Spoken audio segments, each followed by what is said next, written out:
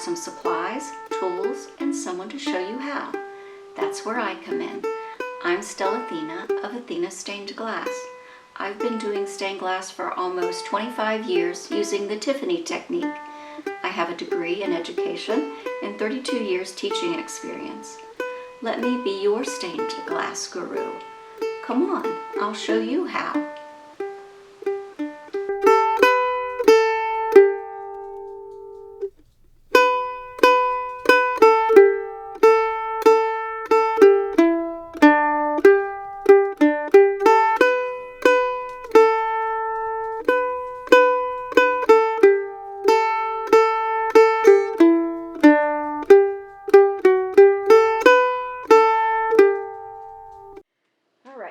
For this lesson, I'm going to be demonstrating how to do inside and outside curves, and the best pattern to demonstrate this is a dove. It won't be too intimidating. So let me talk to you about some of the tools and supplies that you'll need to do this project. You'll start with a pattern.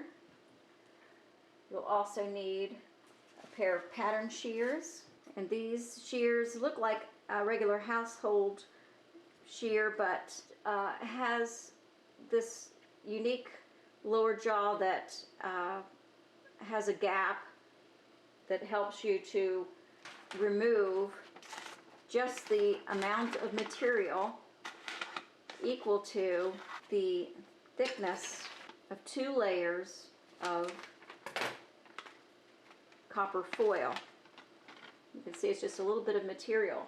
And you don't think that would matter very much, but it really helps you to be able to fit your pieces together nicely and not to spend much time at the grinding wheel.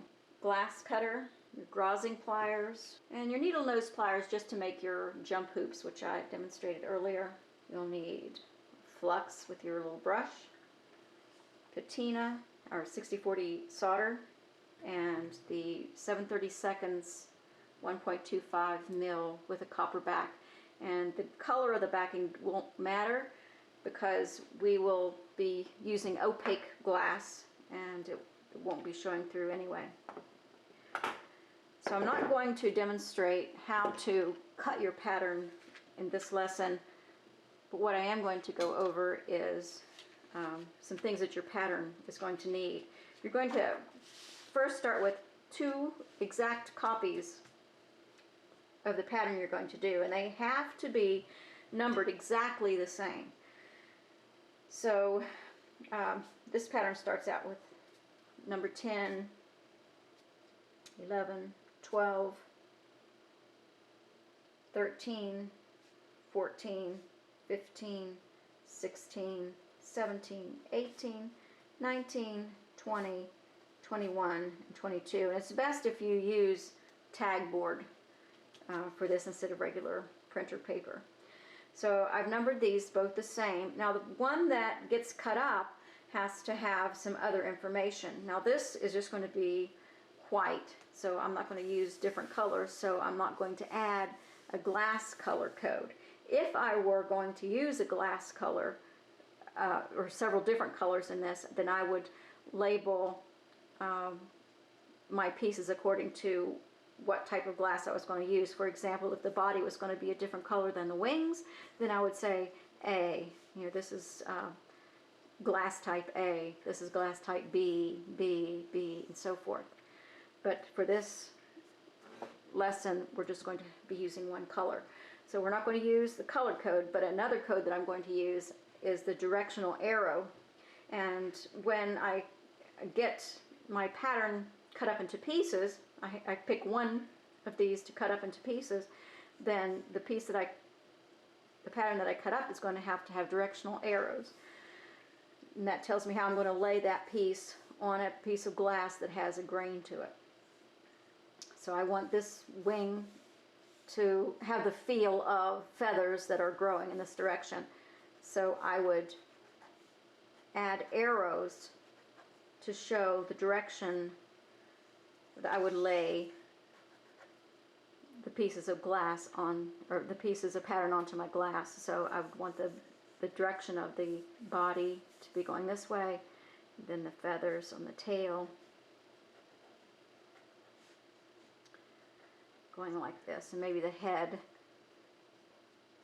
would have the arrow or the grain in the glass going in a different direction than the body.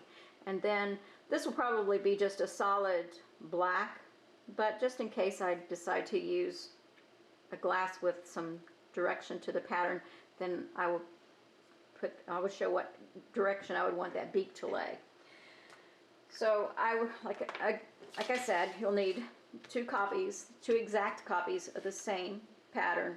One you're going to keep whole, and the other you're going to cut up using your pattern shears. And in a different video I will show you how to use these pattern shears to cut this out correctly. And when I choose my glass, I said in the other video that sometimes when you cut up your glass you're going to have scrap pieces like this. Well, what's the point in keeping your scrap pieces if you don't eventually use them? So before I start a project, I look at my little scrap piles and I think, well, can I use that piece of scrap glass for this project? And this is an example where yes, I can. So I'm going to use this scrap piece. What I'm using is a wispy white, which is a combination of opaque white and clear. So I look at my pattern and notice the direction of the arrow, and if you can tell, this piece of glass has a streak or a grain to it. So I lay this pattern piece, the arrow going in the direction of the grain, that I'll be able to put in that detail. So this piece of glass is going to be big enough for me to accommodate two of my pattern pieces. And I lay that in the direction that I want it to go. Now, it's very important that I number my pieces to match the number on my pattern.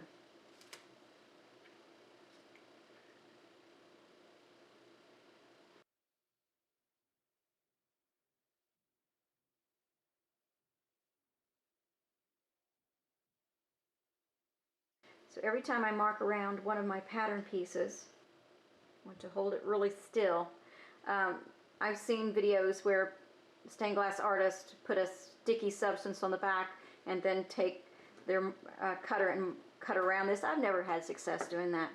I found it much easier, quicker, and more accurate to lay your pattern on there, trace around it, but you always have to remember to write your number on your glass piece to match your pattern.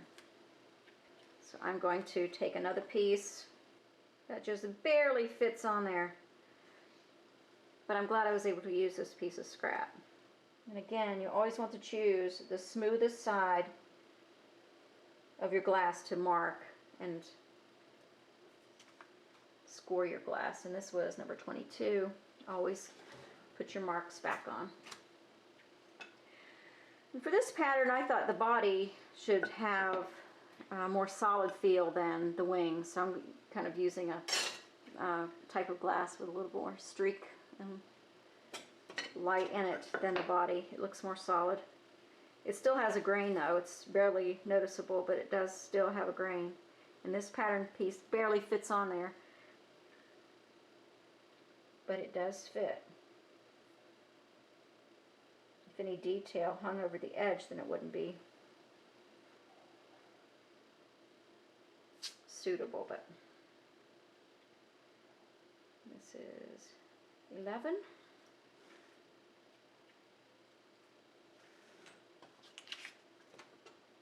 It was number 20, and I'm going to put number 15 right there. It has enough room.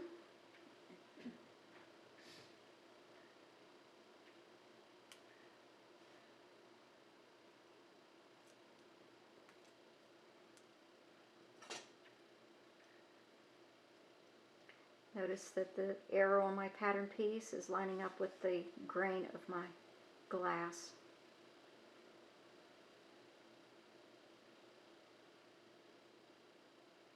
When I'm marking these on the glass, I have to consider whether or not I'm going to be able to cut these pieces free so they don't interfere with the piece next to it. So for example, I wouldn't put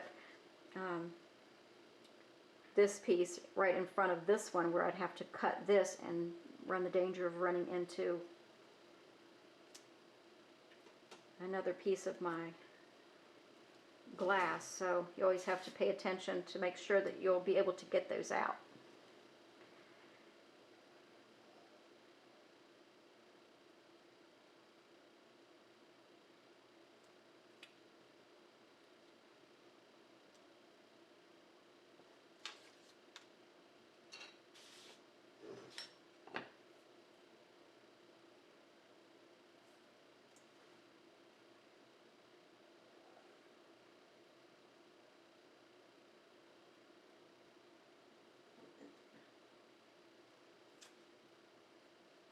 Sometimes when you are grinding these, there's moisture around, these numbers may get removed and you'll need to put those back on immediately so that you don't forget.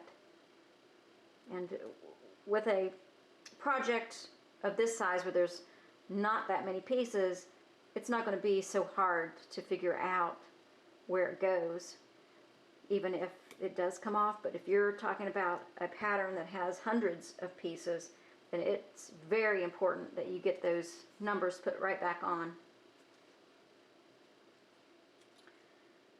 Don't think you'll remember, because you won't. Okay, I think I have them all traced on. And I'm happy that I was able to use some of my scrap glass, not have to worry about cutting up a whole big piece of glass panel. So I'm going to begin by separating this piece from these.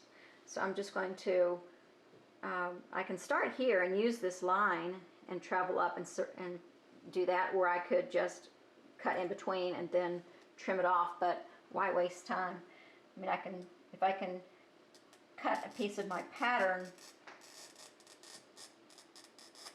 then I might as well do it instead of cutting to separate and then having to trim it off. So cutting an outside curve isn't hard to do. You start at the edge just like you would when you're doing a straight cut, but you can't start in the middle of the glass. You can't stop in the middle of the glass. You have to start at the edge, follow the marks of your pattern, and remember to mark or to cut, to score on the inside of that line rather than the outside. And these pieces are big enough that I can grip them easily with my fingers and snap those. If it was much smaller, I'd have to use my Grozing Pliers, but it breaks pretty easily. And then I'll just continue to trim. So again, cutting on the inside of my mark.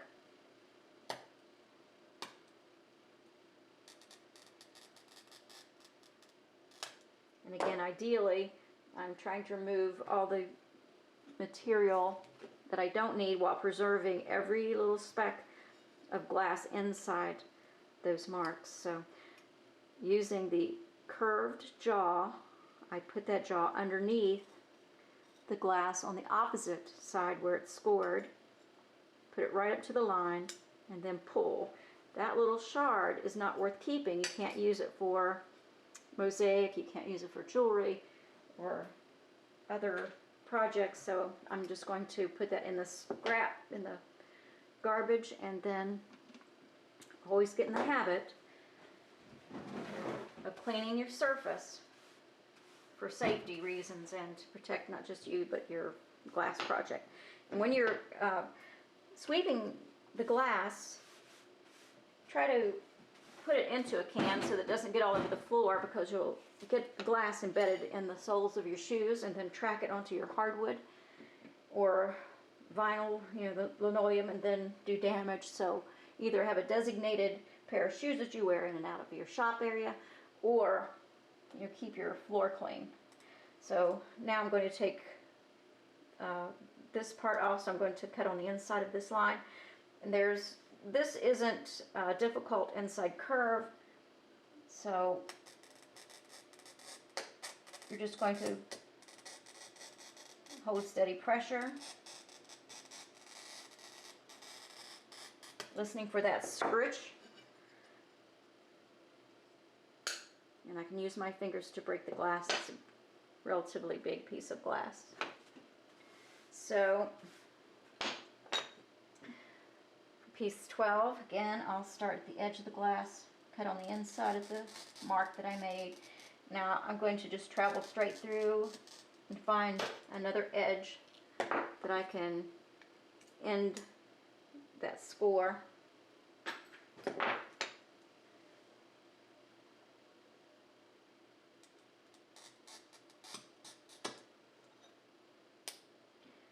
That might be big enough to save. Now I've seen beginner students try to just cut all the way around. Just start here and cut all the way around this. And, you know, why wouldn't they think you could do that? But actually when you're dealing with glass, you have to begin at one edge, score all the way through to the other side before you can remove that material. And that's too small, almost too small for me to break with my fingers. If you feel uncomfortable, think you might cut yourself, then don't hesitate to put your gloves on or use your Grozing Pliers. And then you just continue scoring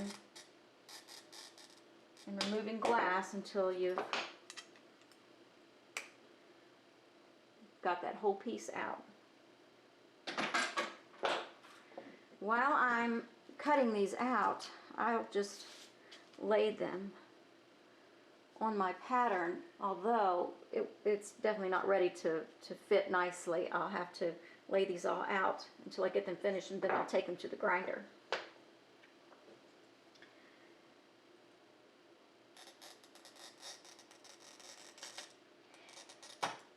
And this little curve isn't really enough to show you any other instruction about curves, but when curves get deep, there's a technique for getting those out. Now, when you're doing an outside curve, you can get to about this point, and then it'll want to find the path of least resistance, so it's going to break here anyway, so you can just continue out this way instead of going on around, although that's a pretty mild curve. You could probably get away with it.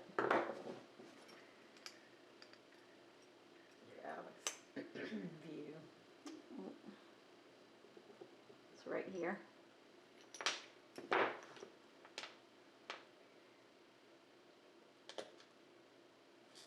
So keep scoring and breaking until you removed all the glass except the portion that you need. So this is, oops, this is the head.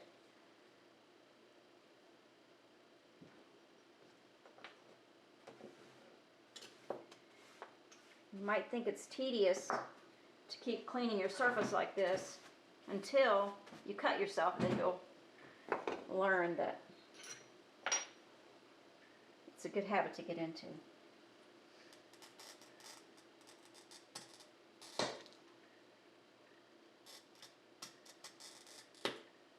You see how this is rounded curve? You can't, or you can, actually you can score around it like this, all the way around.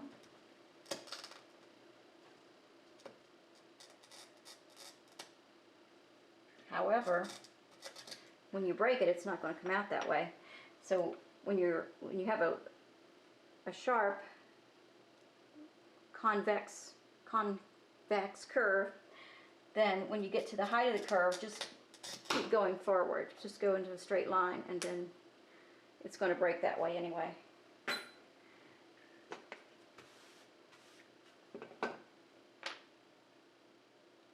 And then you can keep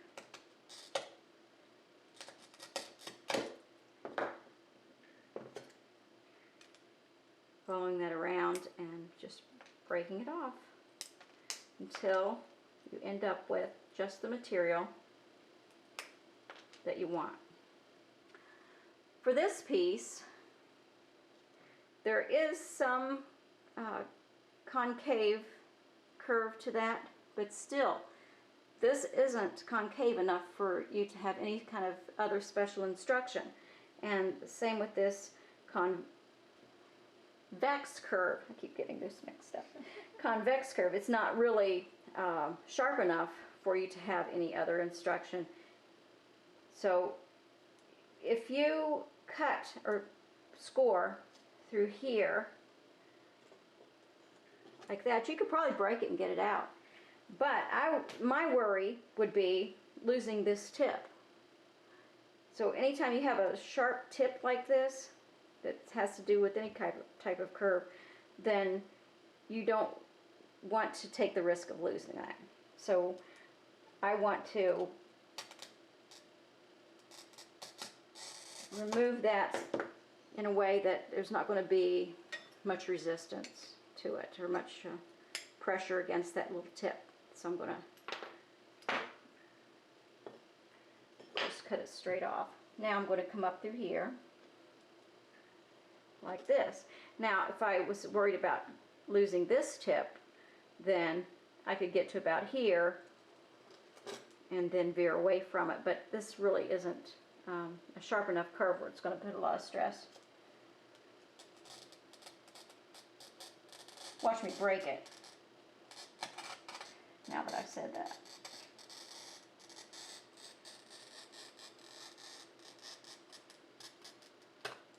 If you're ever afraid that you might lose that tip, then you can do a little safety break. So you can start about here and do a little break in front of it. Try to remove it first. So I'll turn it around. Let's start here. Again, putting that, I've seen people try to use these incorrectly by either pushing down against the score that you've made, which defies the purpose of even making a score, or having these turned over and trying to break it, which again isn't going to be effective. The reason these are curved is to put pressure up against the bottom of the score that you've just made. So, and the best way to remove that glass is to, more than an upward motion, is kind of a pull. So you want to pull away, and then you can see that that tip did not come off. But if I was worried, you know, I could, and I'll show you with deeper cuts how to get deep cuts out, or deep curves out. Oops, upside down. And just put that right back in. I think the deepest cut, the deepest curve that we have in this whole pattern is this one, so I'll go ahead and demonstrate it. So I want to remove as much material as I can to get it away from this curve. So I'm going to start about here, miss this little tip, then go straight through, missing the head, remove this.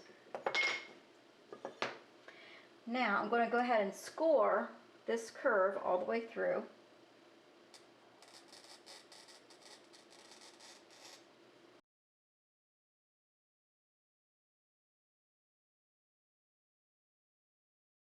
Okay, so I've made that score all the way around.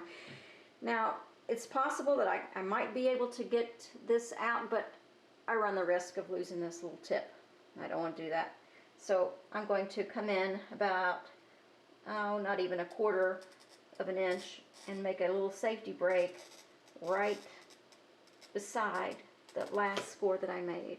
So now I have 2 scores. I don't know if you can see it there. So I've made a score just inside the black line that you can see easily, but then I made a second score right beside it all along, and then I'll make another one just to be on the safe side.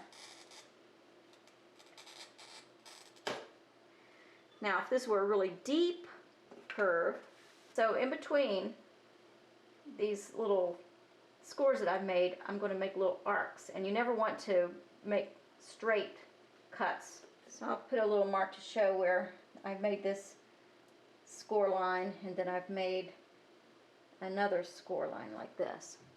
So I don't ever want to put straight scores through there. I always want to make an arc. So there's a safety break, and here's the second safety break. On the second safety break, I'm going to make little arcs, scores like this, that curve away from the pattern that I want to keep. So if this little half circle or part circle doesn't come out very easily, see how it doesn't come out very easily, then I'm going to make these little scores, just so if it does break, it's going to, the fissure is going to be steered away from the body of the pattern piece that I want to keep. And then I'll just make another safety break. Now this little piece will come out with ease. And then I can pull the next one out. Now these little ones that I made, I'm going to start with the first one.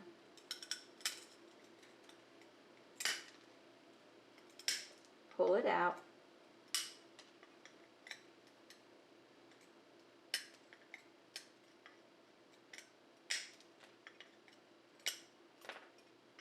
Then we just have this safety break. So I'm not going to start in the center and pull. I'm going to start on this edge and break, and then I'm going to go to this side. And don't squeeze real hard, you're just grabbing hold of it. Just getting a grip and then pulling it.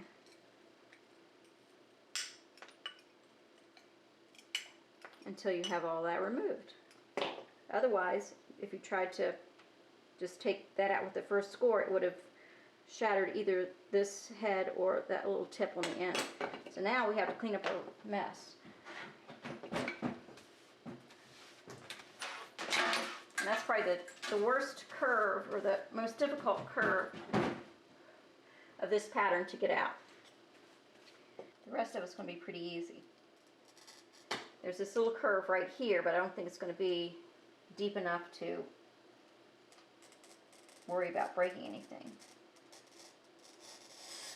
Again, with the convex curves, you just want to kind of veer off at a natural angle, so where you feel like that glass is going to have a natural path of least resistance. So just keep pulling the glass away until you've removed as much material that you can get rid of that you don't need. You don't want to have to grind this stuff away. Doesn't look like much, but it takes time, and your grinder heads are kind of expensive, so you don't want to spend all your time grinding when you can get rid of that material much more easily just by scoring it and breaking it. Okay.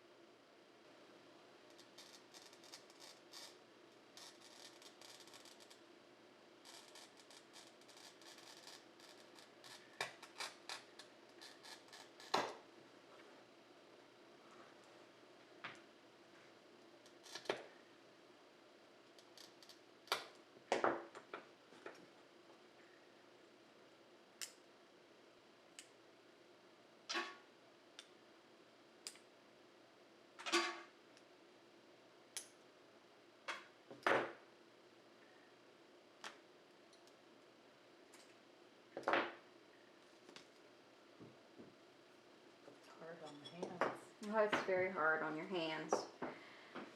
Not only do you get cut and burned, but your fingernails get chipped constantly by little pieces of glass and copper, and then not to mention the grinder. I mean, even though you don't get your fingers in the grinding wheel, just that material, I guess, coming off of the sand and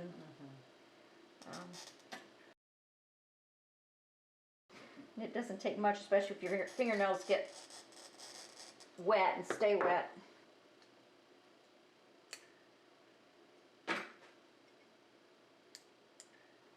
So unlike the quilt square pattern, where every piece is the same size, same shape, and it's pretty easy to fit the pieces up against one another, when you're working with a lot of different shapes and sizes of pattern pieces, it's a little more difficult to manage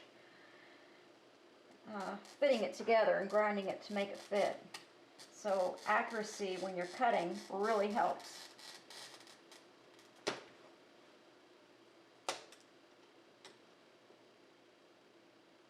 Again, it's very helpful to use that little notch where the cutting wheel fits into as a guide to tell you where that little wheel is.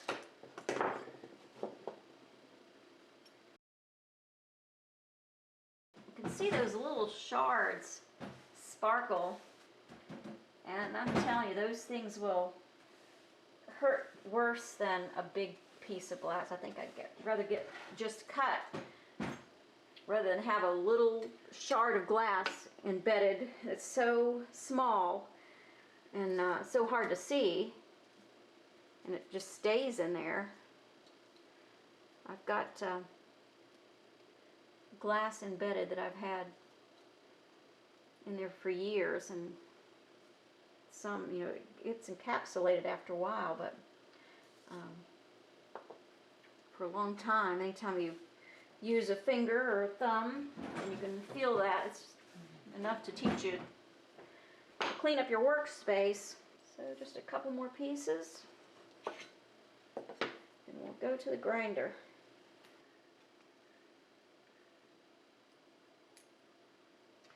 If you ever do get cut or burned, and I recommend that you immediately treat that.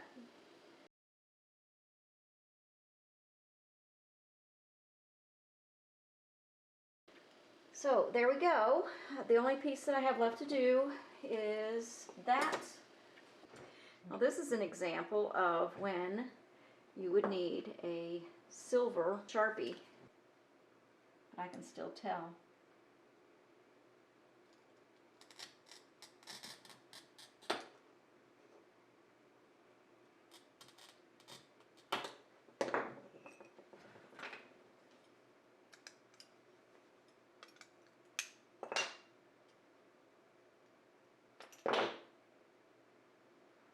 Here's that little thing. All right, now we're ready to grind. Remember, when using your grinder, to always use distilled water and fill it till you can see it to the bottom of the waffle board. Make sure your sponge is nice and wet, and the sponge needs to be up a little so it'll keep that cool and moist. Remember, never clean your grinder when it's dry. Always clean it when it's wet.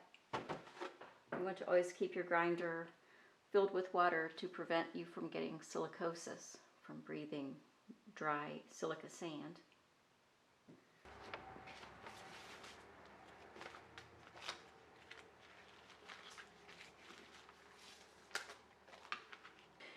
Anyway, I'm going to start with the body of the dove first, and I'm just going to, and now since this doesn't have to fit into a background, it's going to be much easier, and you have some leeway and you can get away with a lot more than you could if this were fitting into a background. So all the places that it doesn't touch another piece in your pattern, then you've got some leeway. So I'm going to remove the material beyond the black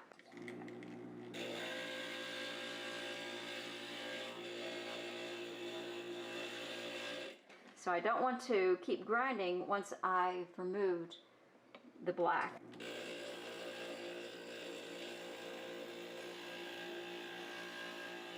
However, you got to remember that sometimes that water will remove the mark. So if that happens, then you'll just have to get your pattern out and your marker and remark it.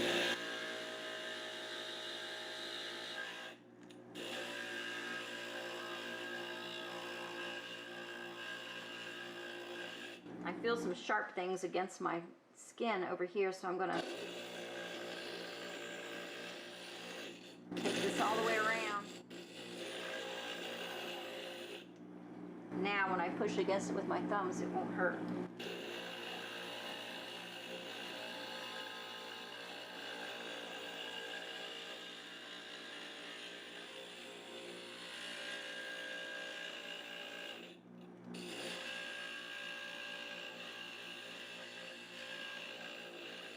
So the name of the game here is to remove everything beyond your mark, preserve only your pattern, and don't grind into your pattern piece.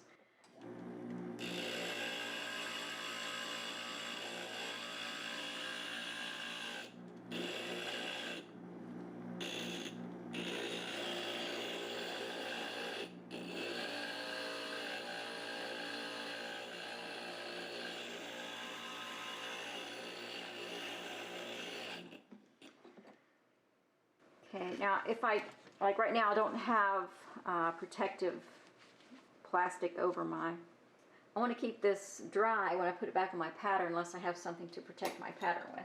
So I'm going to, so putting it back up against my pattern, I noticed that there's a little piece of glass here that's going to impinge on another piece in my pattern, so I'm going to remark that a little. It must have gotten removed. So you want to make sure that it fits inside the border.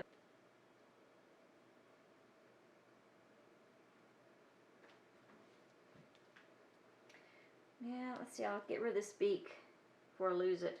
Now this is so small, it's going to be hard to hold on to.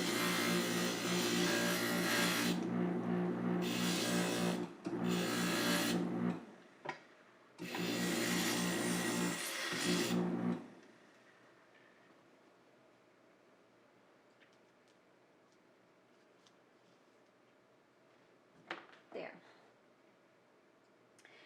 Now we do number 12.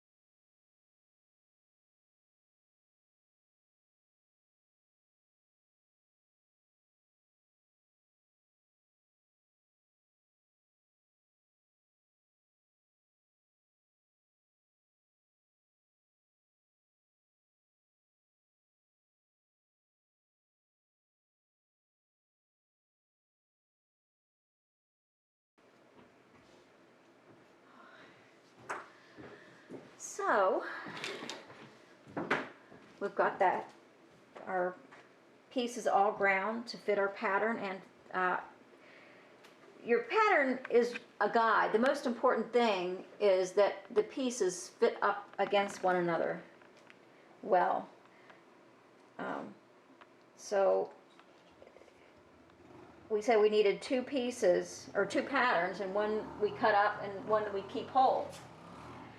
So every time you cut a pattern, it's going to have little nuances that might be different. And when you cut your pieces, there might be little nuances that change also, so that you might know what pattern piece goes where, but your pieces aren't, they're going to change a little bit from your original pattern because of the way you cut it from, you know, out of the paper pattern, and also how you score and cut it when you're cutting your glass. But the most important thing to remember is that when you're grinding, that the pieces fit up against one another well enough. So the next step in this pattern is just like in the first project, the straight cuts. We have to take each piece in our pattern and wrap it in copper foil. And like I said, it's not really going to matter what color backing I use. I'm going to use a black patina, but the back of my copper foil isn't going to show through. So, but if I was very concerned, then I could use a black back. But I don't think it's going to show through, just in case, because there are some clear pieces here, just to show how copper might show through that. You could definitely tell. And compared to my black, this has a black back, so it will show through. So I'm going to choose to use this black back, since I'm going to use a black patina for this pattern piece. Otherwise, like for example, if I was using, if all the glass was as opaque as this, it wouldn't matter. But since there's a lot of translucence, I'm going to use the black back. All right, so this is a part where you can sit, but I'm not. I'm just going to stand. But curves, when you're foiling curves, it's a little bit different than a straight edge. So anytime you have a curve, especially the deeper the curve, you want to start right in the deepest part. And still, you're going to center your glass on that strip of tape. And the reason you start in the deepest part of that curve, and you don't want to pull this tight, because you want there to be a lot of slack.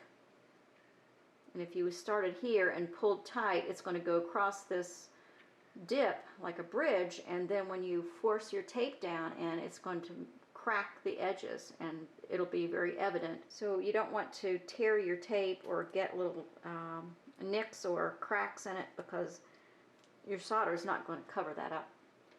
In fact, every previous step is going to affect the step after it. So the better you can cut, the easier it's going to be to grind and fit.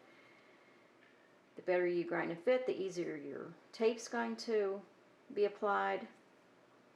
The better you apply your tape, the better soldering seams you're going to have, and the better your overall project. So I'm going to continue to center my glass in my tape and kind of press it as I go. And you can pull it and reposition it maybe once, maybe twice, but just with any tape, the more you reposition it and pull it off and try to stick it again, it's going to lose its stickiness. So you want it to be as sticky as possible and get as much contact as possible. So I'm really going to burnish that on the edge first. So again, I'm going to push in on this tape rather than slide my fingers down it, because it cuts like a razor. It's very thin metal. Just think what Comfrey Tiffany had to go through. You know, I mean, he had to, I'm sure he bought probably sheets of copper. Then he had to cut it into strips. Yeah, they didn't have tape. No, and he had to apply beeswax. They had to melt beeswax as they went and paint it on the back of their copper foil and stick it on there. What a mess. You really appreciate the modern conveniences that we have now. But I also very much appreciate Comfrey Tiffany for developing this technique, because it does allow you to do more detailed work.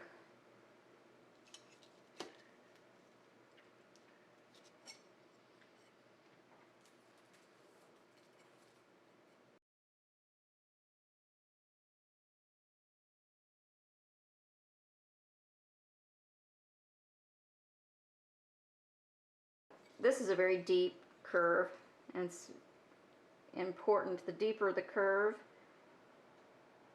the more important it is to start that tape right at the deepest part.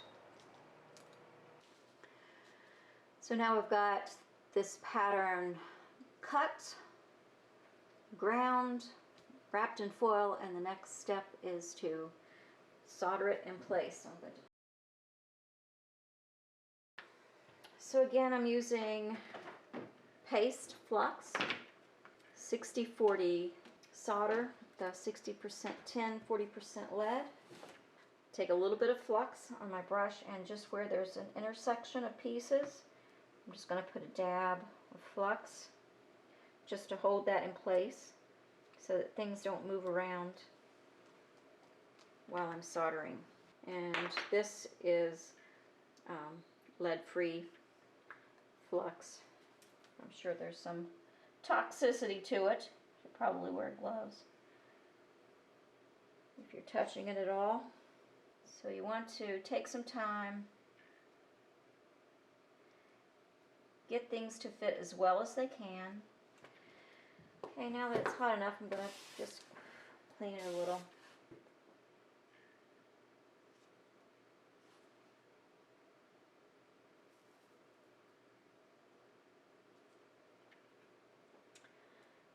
I think before I solder that beak very much, I'm going to take an Exacto knife and trim. And I should have, and I would recommend that when you have a tiny piece like that, that you use an 1/8 inch copper foil rather than the 7/32. It just takes up so much of the glass space when you have a tiny piece, although that piece is black and it's going to have a black patina, and so it's not going to make a huge difference. But in the future, if you use tiny pieces in your project, you want to use tiny foil. So use 1/4 inch, I'm sorry, 1/8 inch. Okay, so now that that's all tacked in place, oops, this one isn't.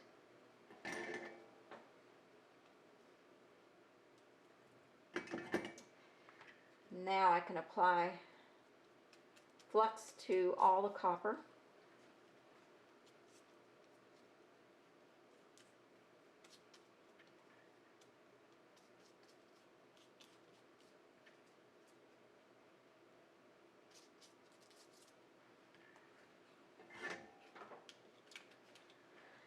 Just find a seam to start with, then pull towards you, holding your tip or your iron at an angle, with your tip just barely above. You don't want to rake the surface of your project. You just want to kind of hover above it, just barely touching it. You want a nice rounded bead.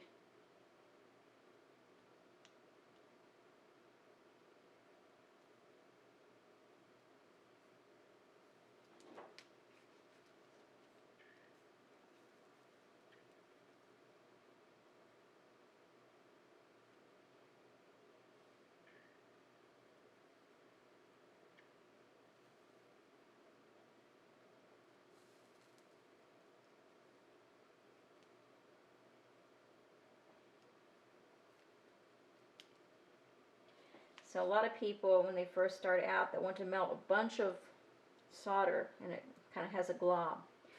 So you can correct that if you get too much. You can just pull it along.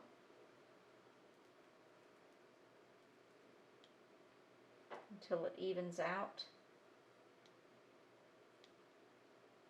Another way, if you have too much, is you can just move away from it, and then you can move it out of, just move it with your iron. You don't need to rake it, but you can actually pick it up with your soldering iron. There's something else I was going to say about soldering. I keep forgetting. Oh, you don't want to do this. You're not digging it and trying to move it. You're just applying and melting your solder as you go. And raking it's not going to change anything. It's just going to make it worse, make it harder. You're not going to have a smooth solder seam. So you just want to have even, steady pressure or steady hand, and try to feed an even amount of solder onto the soldering seam.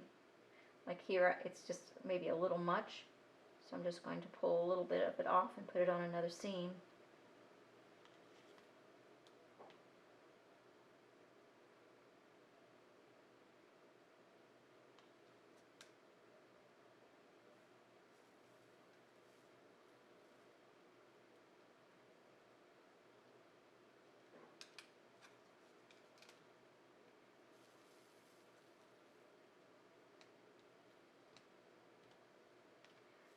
Got a piece of bristle from my Flux brush in there.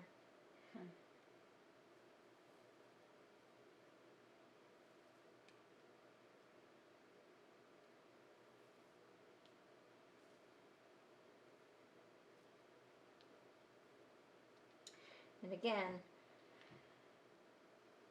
when you're soldering and you run out of seam, don't keep pulling it off, because it'll just make a little puddle. And the more you put on there and rake off, the bigger your puddle's going to be. So you get to the end, kind of lift or go off to the side like an L shape.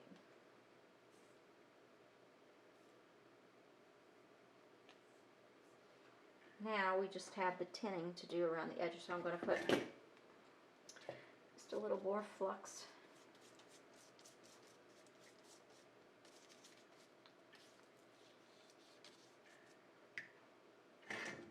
Like I say, I'm not going to apply that Flux to the edging like I did a seam. I'm just going to put a small amount of solder, just enough to cover.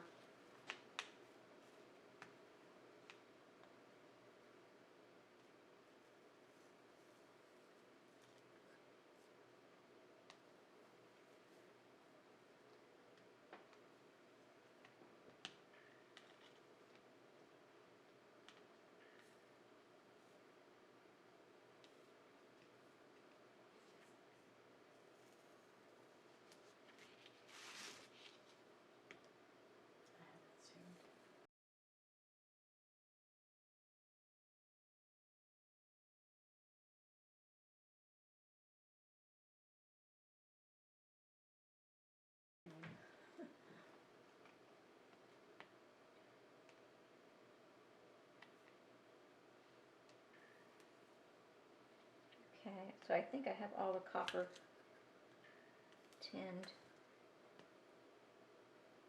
So I'm going to flip it, just check to make sure it's not going to burn you.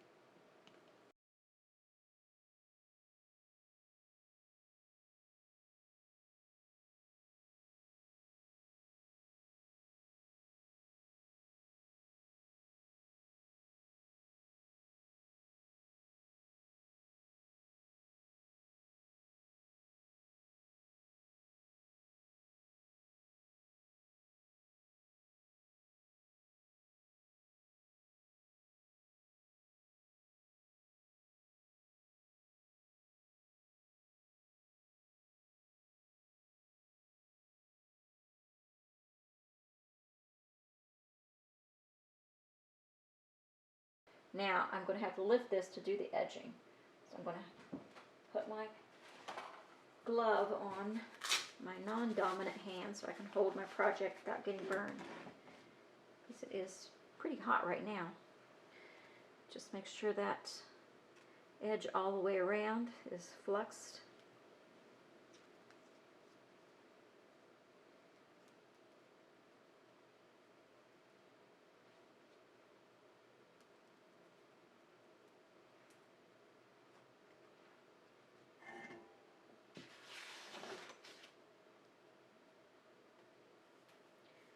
I'm going to just tin it first.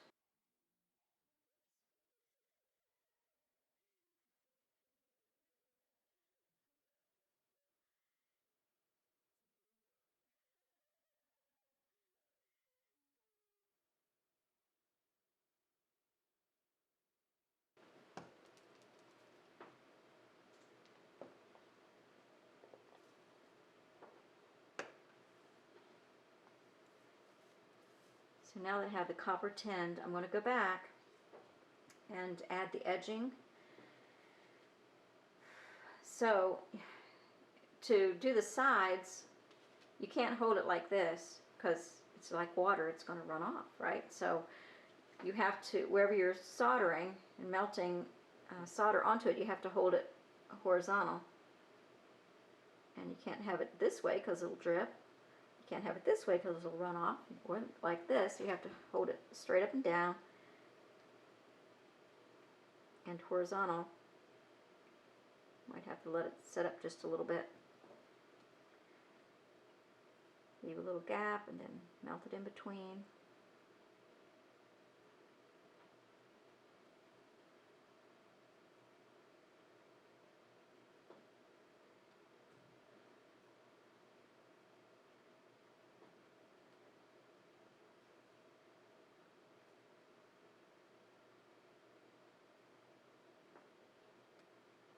Now, when I get to this curve in the wing, I'm going to have to keep adjusting to where it's level. Just think of it as trying to keep a pea on the edge of a knife or a drop of water on that to keep it from running off. But the good thing is it solidifies pretty quickly.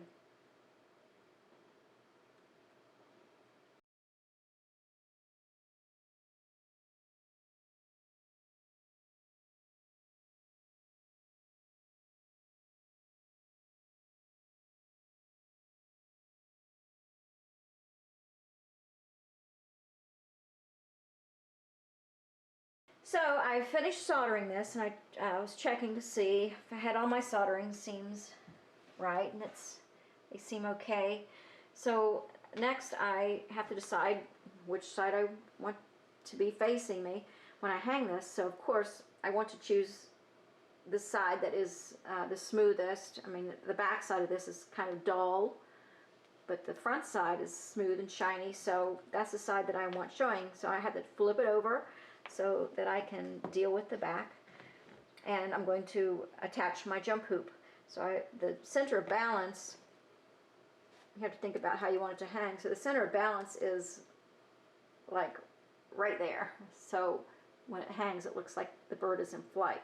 Otherwise, you know, if you hang it from different angles, that's how it's going to hang. So how do you want it to hang? Well, I've decided that I want my jump hoop right there so that it kind of looks like it's in flight. So now I'm going to patina this the same color as my chain and the same color as the seams in my dove. So I'm going to flux that.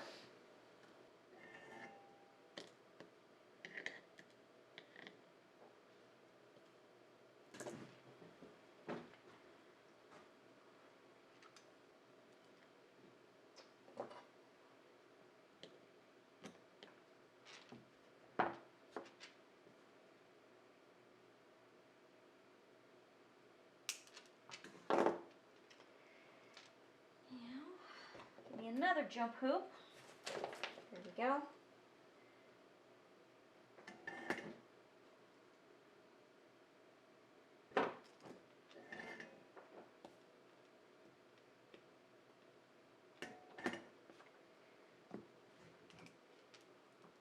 Whew, still hot.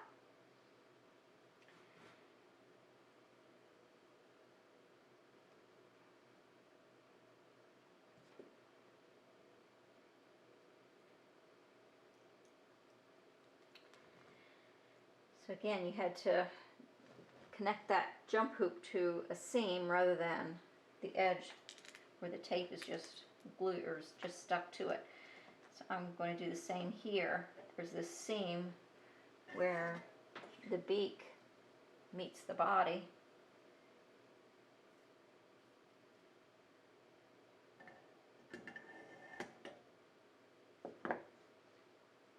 It's carrying a note. Pretty. Singing. Yeah, so there we go.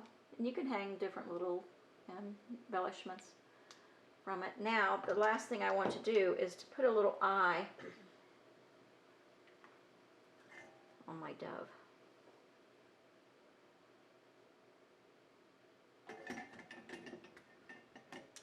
So now I will take this in and give it a nice scrub. All right, time to get the husband's toothbrush.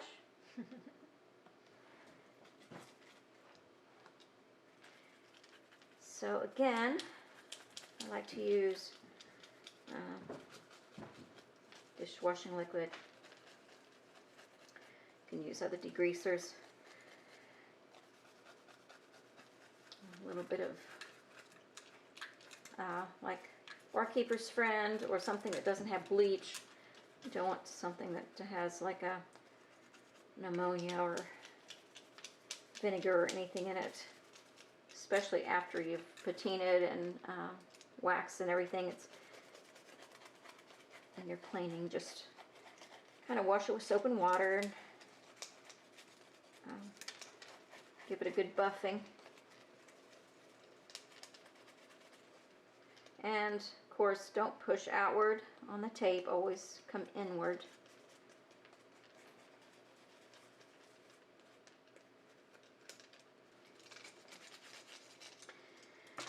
Now, using a Q-tip or a brush, or a piece of cloth, I'm going to use a black patina.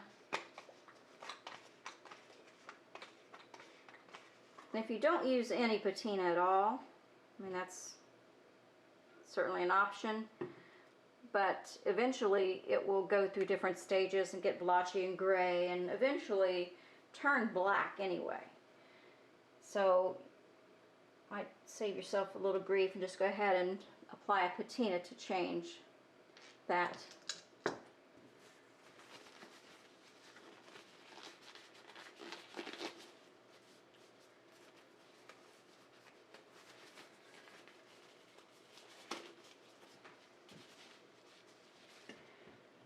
So just apply the patina until it's the darkness that you want, but you can see that that black against the white really does make it look classy and elegant. So makes it look more dramatic.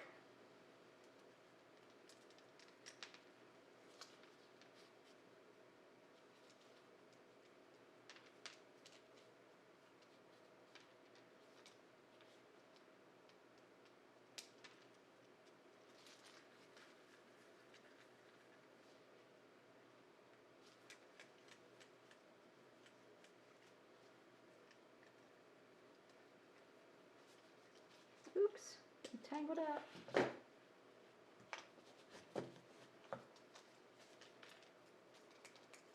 For Christmas, it looks really cute to put a holly leaf in its mouth, or, you know, little berries, or a cross, or just different things, that little embellishments that you can add to give it a little more flavor. Give it a final rinse and a buffing and shine it up.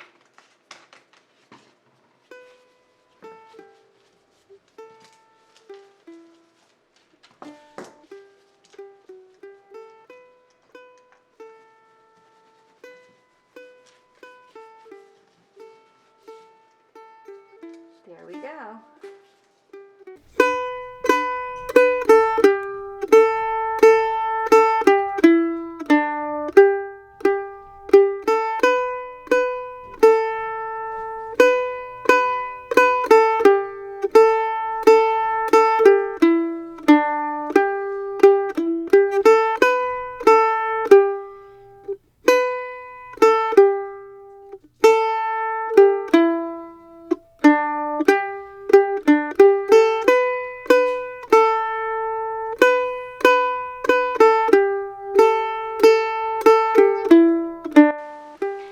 can dream it, you can do it in stained glass. You just need some confidence and practice.